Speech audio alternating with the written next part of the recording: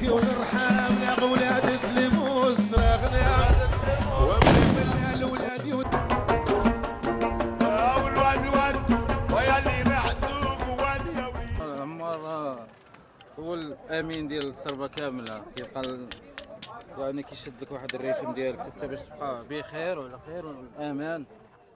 المكاحل تا هما اللي ما كانوش في الامان ديالهم ما كاين حتى حاجه.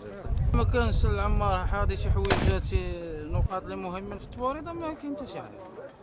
الله يستر الريسك، دراعي يتحل، مكحله كتنفس، بزاف د الحوايج اللي خاصك تنتبه لها.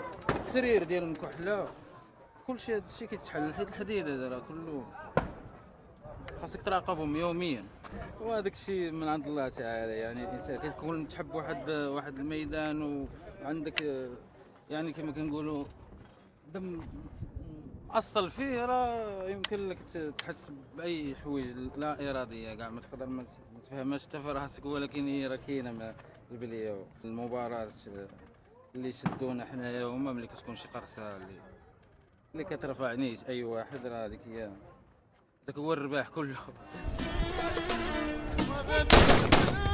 خيل وليدي على الخيل ولا بقوس علينا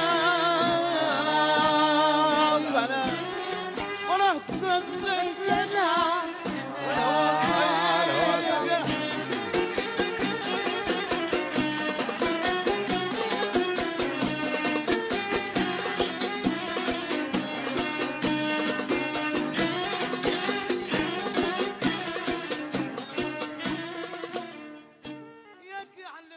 انا كندير التزيين ديال هاد المكحله اللي هي من الفضه ومخدومه للمقدمين العشاقه، والعلاقه ديالنا مع المقدمين هو هاد الصنعه اللي حنا كنحافظوا عليها، اللي هاد المكحله من الفضه، هذه من الفضه الخالصه اللي مخدومه باليد.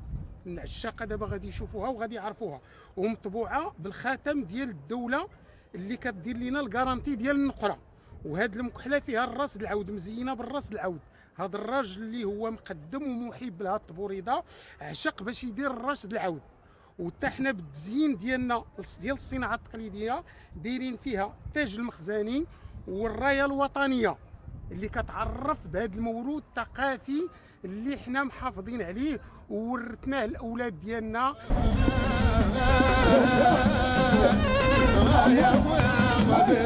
بالراح يا ولين الخيل وركبت الخيل حاج ولا عودك ما بين خيال وفي بالك بيت الخيل